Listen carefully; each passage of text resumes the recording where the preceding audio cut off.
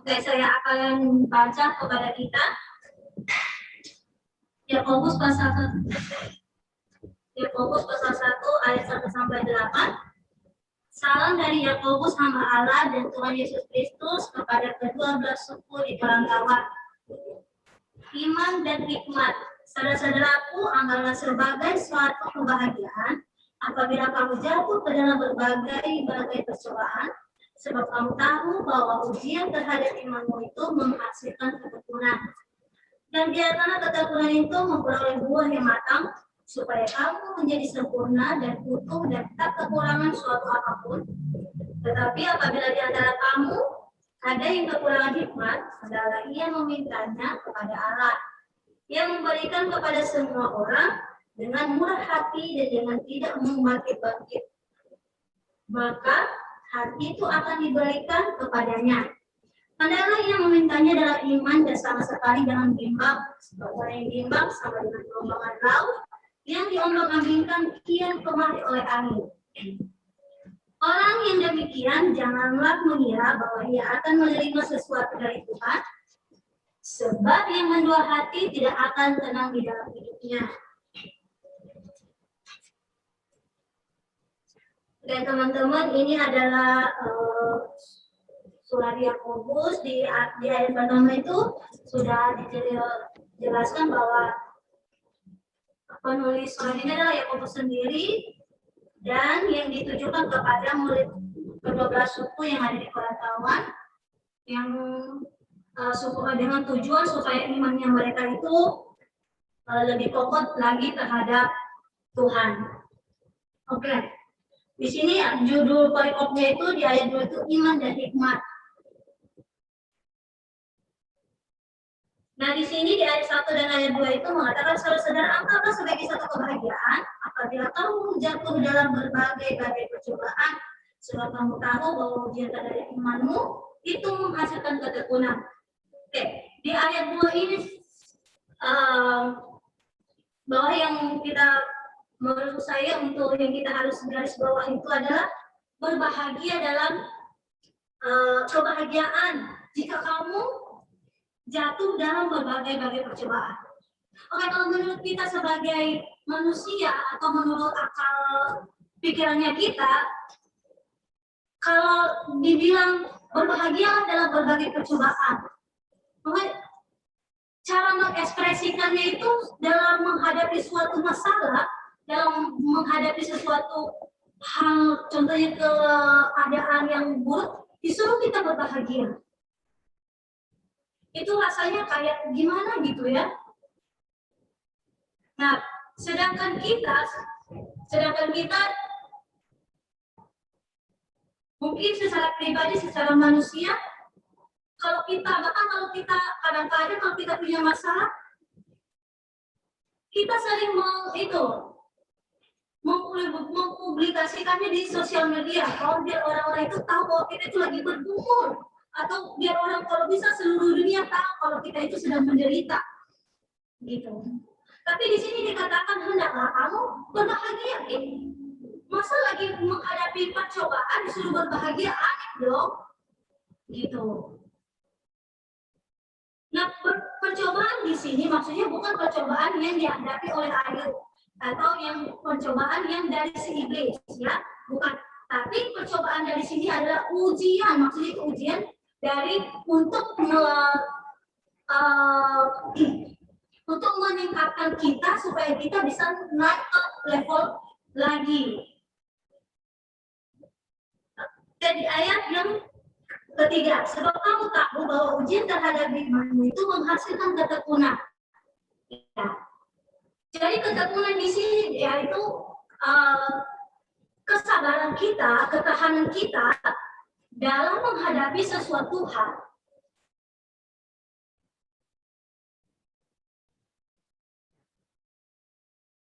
Nah, di ayat pertama mengatakan kalau jika kita sudah menghadapi atau mengalami percobaan itu atau mengalami suatu ujian tes, maka kita akan menghasilkan buah. Dan yang ketiga, sebab kamu tahu bahwa ujian terhadap iman itu menghasilkan ketekunan. Jadi kalau kita sudah lolos dari ujian yang level pertama, sehingga kita naik level lagi, ya. Bukan berarti di sini kadang kita dalam menghadapi sesuatu hal, kadang kita pasrah. Maksudnya, oh udahlah cukup sampai di sini. Maksudnya, oh udahlah ya, maksudnya udah gagal sekali ya gagal lah, tak usah lagi mencoba gitu. Maksudnya bukan begitu. Maksudnya di sini, tapi dengan kita menghadapi ujian, percobaan, kita makin dekat ke Tuhan, dengan ketekunan kita itu akan menghasilkan buah, gitu.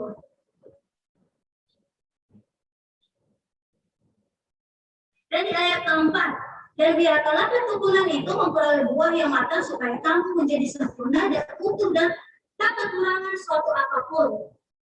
Ya, kalau kita mengerjakan sesuatu hal dengan tekun, pasti akan menghasilkan buah yang baik. Karena ada satu kata yang sering kita dengar ini, tidak ada usaha yang mengkhianati hasil. Jadi apapun itu yang kita lakukan dengan tekun, pasti akan ada hasilnya. Kalau kita semakin maksimal bertekun dalam melaksanakan berusaha untuk mencapai sesuatu, pasti ada hasilnya dong. Contohnya kalau kita hanya tidur-tiduran terus, cita-cita setinggi langit tapi usahanya nggak ada, dia hanya tidur-tidur terus, pasti nggak ada hasilnya dong. Ada satu kata yang saya dengar dari seseorang sampai saat ini masih teringat di telinga saya, katanya begini, kalau kamu melakukan sesuatu itu kalau tidak ada usahanya, sampai mati haid aja kamu nggak bakalan mendapatkan hasilnya. Dan sampai kata-kata itu sekarang itu aku masih mendengar, oh iya, kalau hanya saya, oh iya saya pengen melakukan ini, oh saya ingin ini loh, atau saya mau jadi sesuatu, atau saya ingin, contohnya dalam diri saya, oh saya mau jadi seorang kepala sekolah. Tapi kalau nggak ada usaha dari diri saya sendiri, sampai kapanpun juga nggak bakalan ada. Maka yang dikatakan tadi, bagi kita yang tekun akan menghasilkan buah atau akan menghasilkan hasil yang sempurna. Gitu.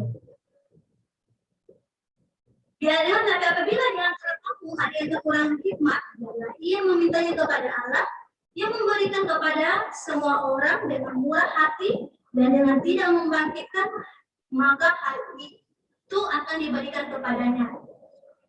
Ya, ini dalam sesuatu hal yang kita tidak mengerti atau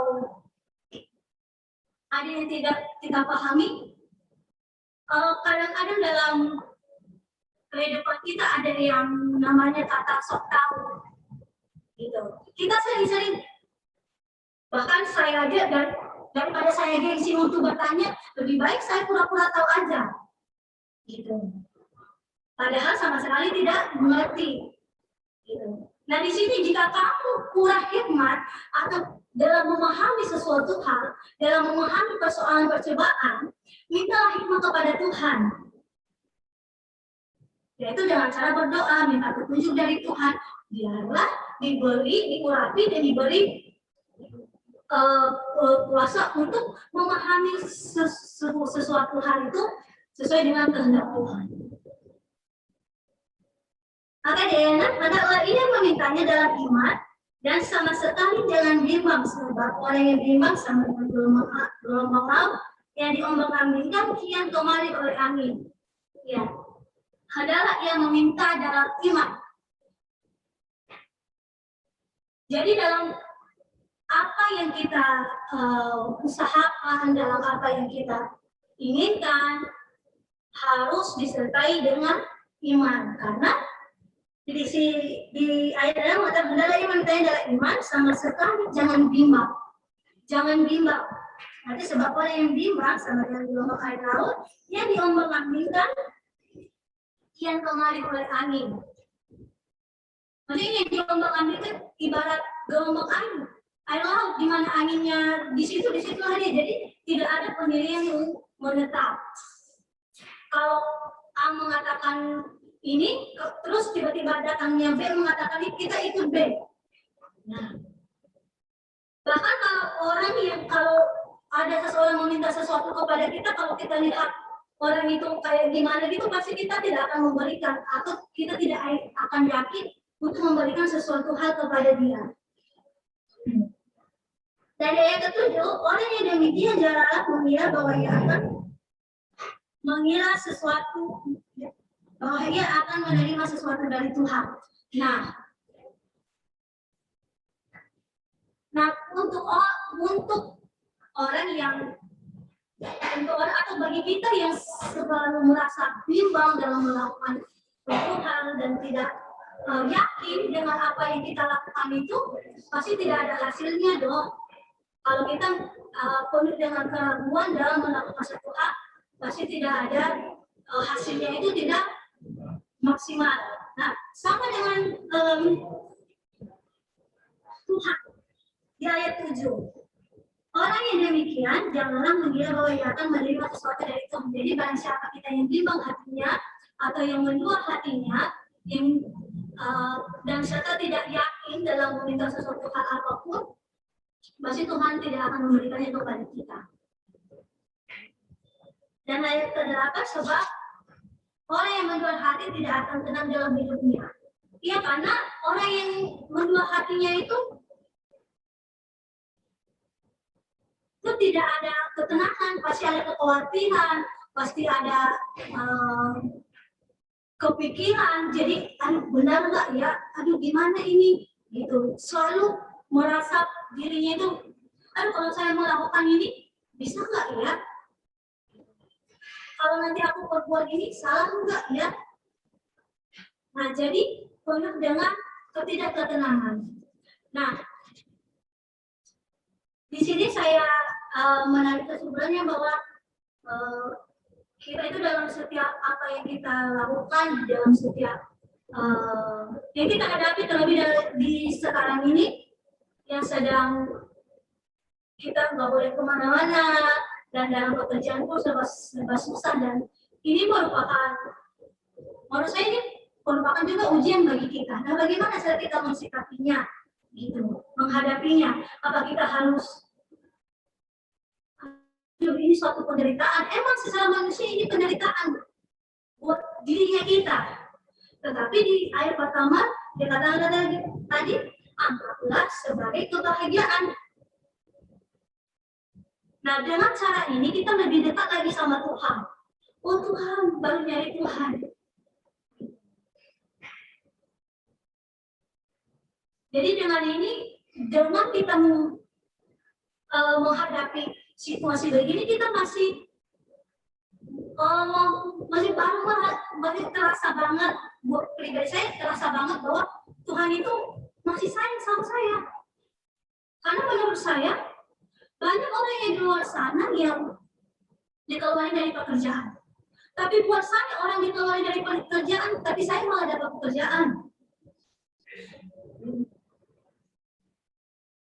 Jadi meskipun dalam secara umum atau secara manusia memang sulit, bahwa sulit bagi kita untuk mengekspresikan atau membuat tindakan bahwa jika menghadapi sesuatu pencobaan itu atau ujian, kita menghadapinya bahwa mensyukuri suatu itu kebahagiaan buat kita, gitu. Nah, bila dengan firman ini yang saya sampaikan ini bisa dapat kita mengajari kita untuk lebih lagi dalam menyikapi berbagai persoalan, dan dalam setiap apa yang kita rencanakan, apa yang setiap kita minta itu, kita harus berdoa kepada Tuhan dan meminta hikmat dan memiliki iman yang teguh dan tidak tinggal di dalam Tuhan kita Yesus Kristus. Demikian firman yang bisa saya sampaikan. Saya ucapkan terima kasih. Oke, kita mulai. Roma pasal 2 ayat 25. Sunat memang ada gunanya jika engkau mentaati hukum Taurat, tapi jika engkau melanggar hukum Taurat, maka sunatmu tidak ada lagi gunanya. Oke, kalau masih ingat kemarin, kita kan dari ayat 17 sampai 24 itu bercerita tentang kemunafikan bangsa Israel yang memelihara hukum Taurat, tapi sebenarnya mereka melawan Allah, betul ya? Kalau kita lihat dari ayat 21 kemarin sampai 24 di atasnya, dikatakan bagaimana engkau mengajar orang lain, padahal kau tidak bisa mengajar dirimu sendiri, kata Paulus. Kau berkata dalam hukum jangan mencuri, tapi kau sendiri mencuri. Kau berkata jangan berzina, tapi engkau sendiri berzina di hadapan Allah dengan menyembah berhala. Lalu ayat 23 di atasnya, engkau bermegah atas hukum Taurat, mengapa engkau sendiri menghina Allah dengan melanggar hukum Taurat?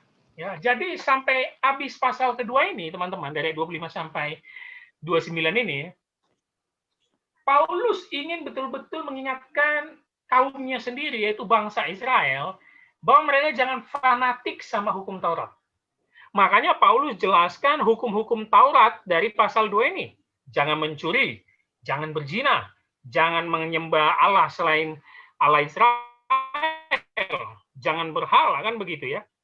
Jadi murka Allah yang datang kepada manusia berdosa di pasal 1, ya, yang hatinya bebal, itu akan berlaku kepada bangsa Israel yang disebut bangsa pilihan. Ya. Karena mereka sendiri pun melakukan hukum, tapi hati mereka sebenarnya bebal dan jauh dari Tuhan. Makanya perhatikan ayat 25, kata yang harus kita garis bawahi adalah apa? Sunat, itu udah pasti. Karena 25 sampai 29 ini bercerita tentang sunat terus. Ya. Sunat memang ada gunanya jika engkau mentaati hukum Taurat, kata Paulus. Sunat, aku mau tanya Tasya, sebagai lambang apa di perjanjian lama, Tasya, sunat? Itu orang Israel kan, Kak? Ya, apa lambang itu? Sunat itu melambangkan apa sih? Melambangkan umat pilihan Allah. Dimulai dari siapa? Dari Abraham. Abraham disunat umur berapa? Umur ya 90 ya, Kak? Aturan sunat disunat berapa hari sebenarnya setelah 8. masuk hukum di Musa? 8 hari. 8 hari. 8 hari.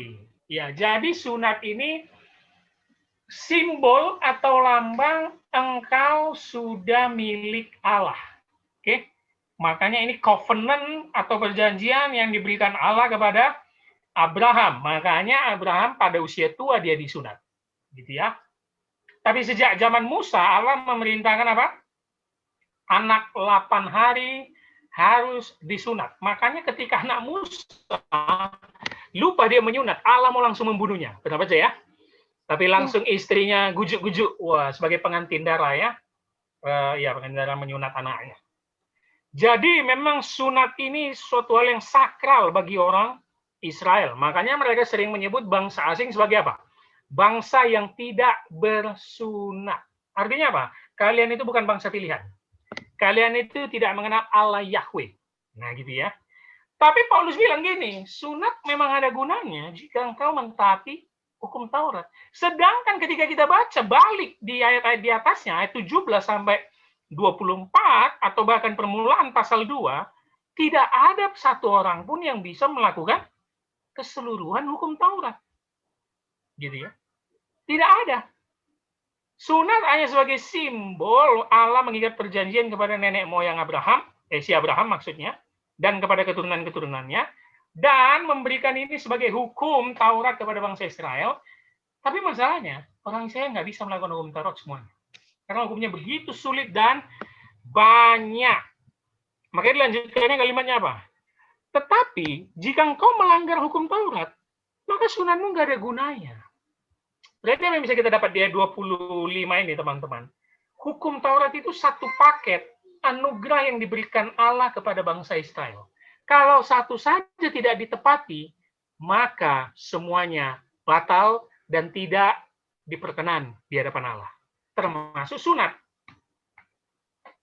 Bangsa Israel dengan sombongnya selalu berkata, kami bangsa pilihan, buktinya adalah kami disunat. Tapi Paulus bilang, enggak. Karena kau sebenarnya juga tidak melakukan hukum Taurat. Tetapi jika engkau melanggar hukum Taurat, maka sunatmu gak ada gunanya. Artinya gini, hak lahiriamu sebagai bangsa pilihan, sunat itu kan lahiria ya, kelihatan kan, kulit katan kan dipotong.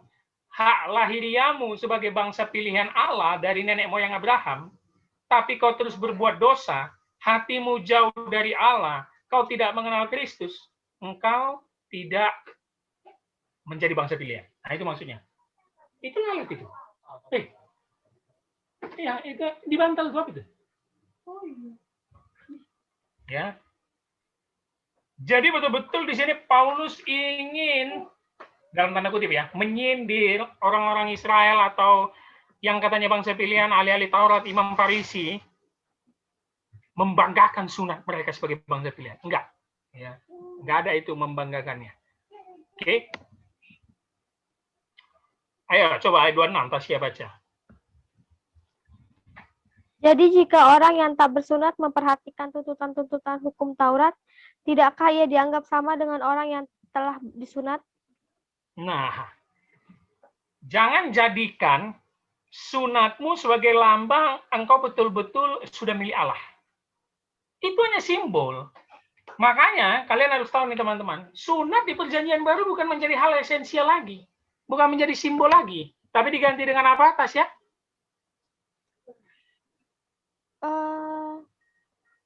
Itu kan kematian Yesus. Apa penggantinya untuk umat percaya? Kan bukan disunat lagi, tapi apa? Roh Kudus. Bukan. Maksud aku dia diapain? Mereka diapain? Kan kalau Perjanjian Lama disunat. Oh, dibaptis. Di Perjanjian Baru diapain? Dibaptis. Nah, dibaptis ya. Makanya sunat udah nggak berguna di Perjanjian Baru karena simbolnya berganti dengan baptisan. Barulah itu menjadi lambang engkau sudah bersekutu dalam Allah Tritunggal. Kan begitu ya. Makanya di 26 tadi Paulus bilang, jika orang yang tak bersunat, ya sekarang garis bawah yang tak bersunat. Berarti ini bangsa asing ya. Pokoknya pasal 2 ini adalah konflik antara bangsa asing dan Yahudi. Paulus ingin menjelaskan bahwa semuanya bisa kena murka Allah, bisa berdosa di hadapan Tuhan. Jadi nggak ada yang bisa membanggakan diri. Ya. Jadi jika orang yang tak bersunat memperhatikan tuntutan-tuntutan hukum Taurat, yang arti Paulus gini, mereka memang nggak bersunat, kulit katannya nggak dipotong, mereka bukan keturunan Abraham, tapi hidup mereka memuliakan Allah, melakukan Taurat-Taurat Tuhan. Misalnya apa itu? Ayat-ayat di atas tadi. Jangan membunuh, jangan berzina, percaya kepada Allah Yahweh. Makanya lanjutkannya apa? Tidakkah ia dianggap sama dengan orang yang telah disunat? Artinya orang itu tidak disunat, tapi mereka paham semua aturan-aturan Taurat dan melakukannya, sebenarnya derajatnya sama saja dengan orang yang bersunat. Gitu ya. Kenapa? Tadi 25 dibilang Paulus, bukan sunatmu yang kau banggakan, tapi hukum Taurat sudah kau lakukan enggak? Sebagai tanda engkau memang bangsa pilihan. Ingat ya, Paulus ini memakai gaya bahasa orang Yahudi, dan ngomongnya pun pasti terhadap orang-orang Yahudi yang sudah jadi Kristen. Makanya gaya bahasanya gaya bahasa hukum Taurat. Apa itu gaya bahasa hukum Taurat, teman-teman? Sepertinya atau seakan-akan keselamatan diperoleh kalau melakukan hukum Taurat. Padahal bukan itu maksud Paulus. Bukan berarti maksud Paulus ketika kau melakukan hukum Taurat, kau bersunat, kau pasti diterima lah. Bukan. Tanda covenant, kau itu orang pilihan, engkau diselamatkan, engkau diberikan anugerah, bukan soal sunat atau baptis. Makanya kita percaya baptis tidak menyelamatkan ya. Ingat ya, aku selalu mengulangi dalam khotbah, baptis nggak menyelamatkan. Kau mau dibaptis selam kayak baptis percik kayak itu nggak ada hubungannya dengan keselamatan. Mau dibaptis 2 kali, 3 kali, 4 kali, nggak ada hubungannya dengan keselamatan. Tapi ketika kau lahir baru, ketika kau masuk dalam perjanjian Allah, covenant Allah, anugerah Allah turun, sudahkah kau melakukan hukum-hukum dan perintahnya? Itu maksud Paulus. Bukan berarti keselamatan karena melakukan hukum Taurat, bukan. Tetap by grace, lewat anugerah, tapi hukum Tuhan itu harus engkau lakukan. Makanya ada yang nanya sama aku, Pak Pendeta, Perjanjian Lama itu hukum-hukumnya masih relevan nggak sih sama kita? Masih perlu nggak sih kita taati hukum-hukum Taurat Musa itu, kitab Kejadian sampai Ulangan itu? Kalau seremonial upacaranya tentu tidak, karena sudah digenapi dalam Yesus, ya. Seremonial seperti kitab Imamat gitu, enggak ya. Tapi 10 perintah Tuhan, ya itu masih relevan lah. Itu nggak ada hubungan Perjanjian Lama Perjanjian Baru, karena itu masih relevan sampai sekarang. Oleh karena itu, kalau ngakunya Kristen, ayo tetap taati perintah Tuhan. Ya tetaplah hormati orang tua, tetaplah menomorsatukan Tuhan, beribadah kepada Dia, kuduskan hari Sabat. Cuman hari Sabat kita sudah pindah ke Minggu, kan gitu aja. Nah, itu kita perlu tahu maksud Paulus untuk menyindir orang-orang Yahudi yang merasa sombong bahwa mereka diselamatkan. Padahal, ingat ya, pasal 1 Roma ini menyatakan murka Allah. Murka Allah itu bisa kena juga kepada mereka. Makanya tadi 26, jadi jika orang yang tak bersunat, ya, bangsa asing, memperhatikan tuntutan-tuntutan hukum Taurat, ini bisa 10 perintah Allah atau 613 aturan Taurat yang diterjemahkan rabi-rabi Yahudi, tidakkah ia dianggap sama dengan orang yang telah disunat? Ada satu contoh, siapa? Di Alkitab. Cornelius, udah pernah baca di Kisah Para Rasul. Dia orang Romawi. Tapi Allah melihat hatinya dan dia orang yang memuliakan Tuhan dan baik hatinya. Sehingga Petrus dipanggil untuk membaptis dia. Itu orang Romawi. Itu bangsa tak bersunat. Tapi dia dipakai Allah. Ya. Rut. Ya kan? Dari Moab. Moab itu bangsa asing. Tapi dia percaya kepada Allahnya si Naomi. Sampai berkata apa? Kemanapun kau pergi, aku pergi. Allah yang kau sembah adalah Allah. Diselamatkan. Jadi sangat jelas relevansinya dari Alkitab Perjanjian Lama Perjanjian Baru. Bahwa bukan hanya soal simbol baptis atau sunat, tapi betul nggak hidup kita itu melakukan Taurat Tuhan. Nah, itu dia hasilnya kalau engkau sudah diselamatkan. Kita diselamatkan bukan karena perbuatan baik, tapi oleh anugerah. Tapi setelah menerima anugerah, kita pasti melakukan perbuatan baik. Jangan kebolak-balik ya. Oke. Kita lanjut 27 ya. Jika demikian, jika demikian, ini kesimpulan berarti ya, kalimat kesimpulan. Jika demikian, maka orang yang tak bersunat, bangsa asing, ya, Romawi mungkin, Yunani, maka orang yang tak bersunat, tetapi yang melakukan hukum Taurat, dia memenuhi tuntutan-tuntutan Taurat, mengetahui apa perintah Tuhan, akan menghakimi kamu. Waduh. Siapa kamu di sini, Tasya?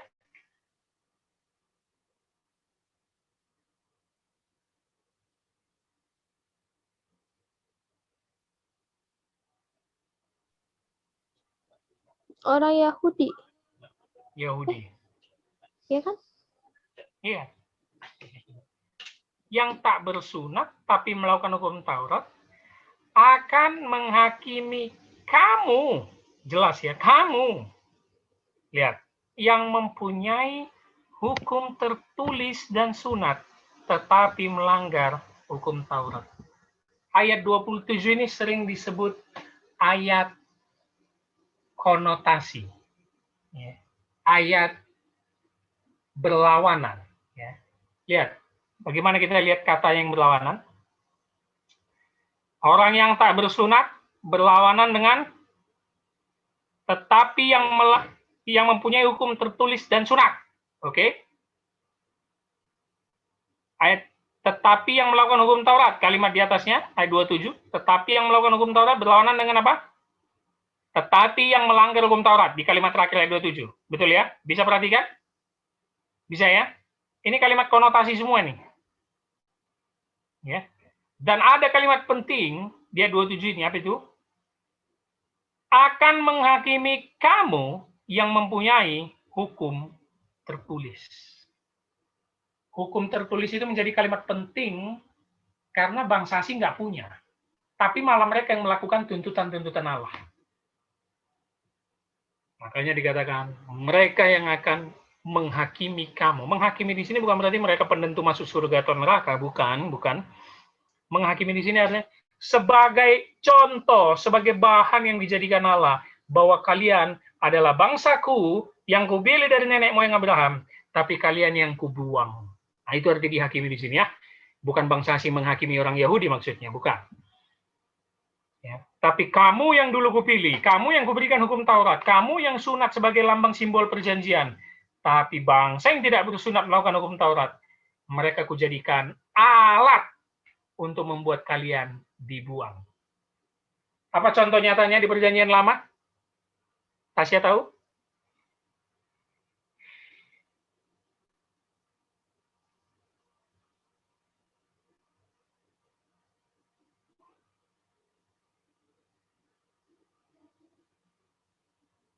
Pembuangan dong.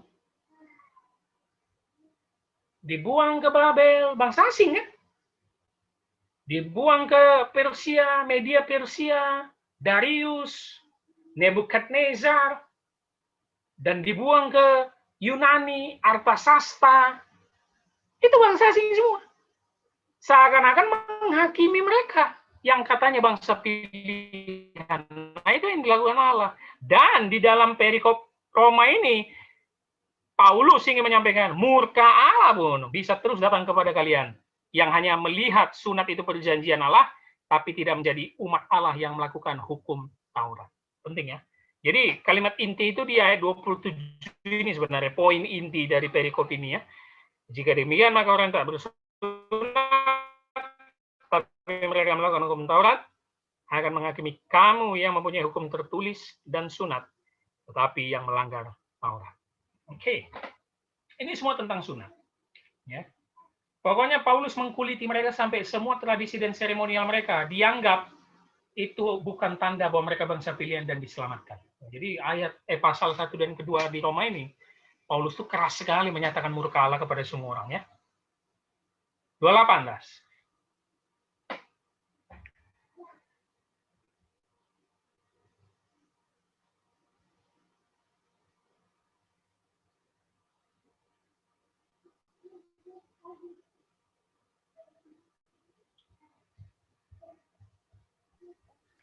Maaf Kak, tadi baca lupa di-unmute.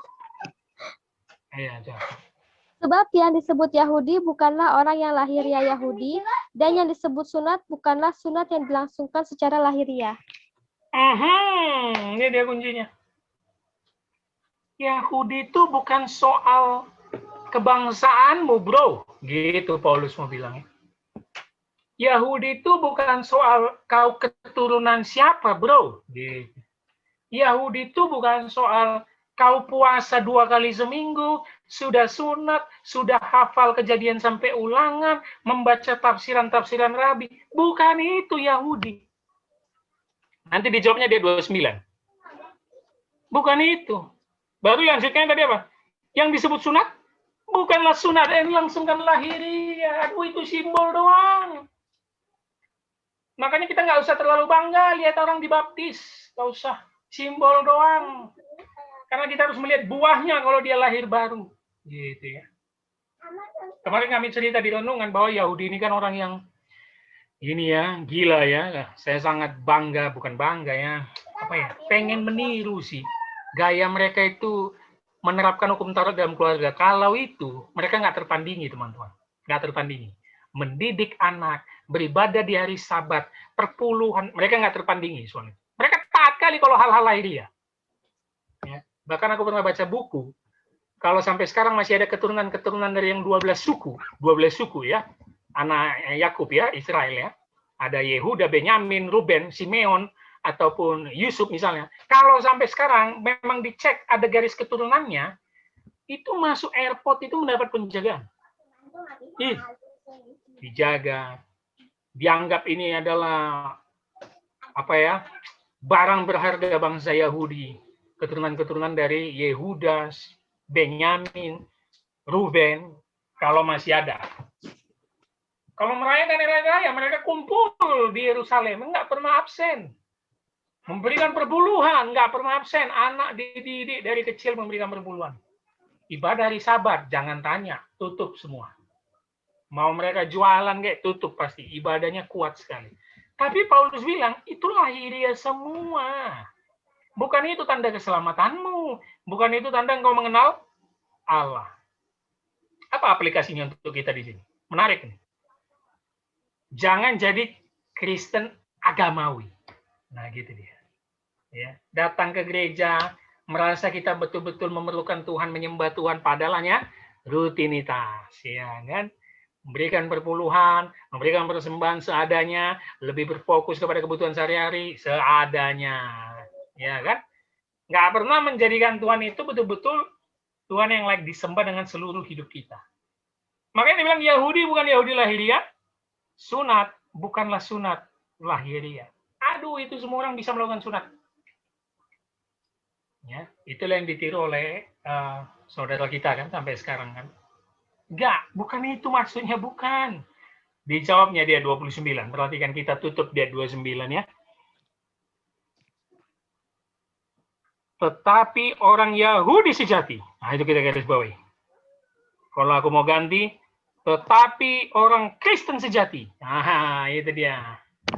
Tetapi orang percaya sejati. Nah, ialah apa? Dia yang tidak nampak keyahudiannya, tidak nampak keyahudiannya artinya lahiriahnya nggak perlu dibanggakan ya. Dan sunat ialah sunat dalam hati, garis bawahi sunat dalam hati, secara rohani, garis bawahi secara rohani. Bukan secara hurufiah. Bukan secara lahiriah, bukan sekedar upacara keagamaan, tapi sunat dalam hati, secara rohani. Makanya kalimat terakhirnya apa? Maka pujian baginya datang bukan dari manusia, melainkan dari Allah. Itu kalimat kesimpulan yang luar biasa. Kenapa Paulus bilang maka pujian baginya datang bukan dari manusia, melainkan dari Allah? Ternyata bangsa Yahudi melakukan semua kegiatan keagamaannya supaya apa? Mendapat pujian manusia. Mereka rajin doa, mereka rajin puasa, mereka bangga sudah disunat sebagai bangsa pilihan Allah.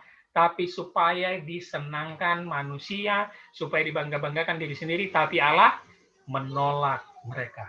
Sedangkan yang dibilang Paulus apa? Yahudi sejati dan sunat sejati tidak nampak secara lahiriah, tapi apa? Rohani. Sunat hatimu, ini sudah dijelaskan Musa di dalam kitab Keluaran dan juga Ulangan. Sunat hatimu bangsa Israel. Kau ini tegar, tengkuk melawan Allah. Sunat itu semua. Kau ini orang-orang yang akan dimurkai Allah. Ya. Hatimu yang perlu disunat. Makanya Yesus sering berantem sama ahli Taurat dan Farisi kan? Karena mereka merasa hebat dengan semua status mereka. Tapi apa dibilang Yesus? Oh, kata-kata Yesus keras. Celakalah kalian, katanya kan. Kalian ini seperti kuburan, di luarnya tampak indah, dilabur putih, tapi dalamnya tulang belulang. Nah, ini yang mau dimaksud Paulus.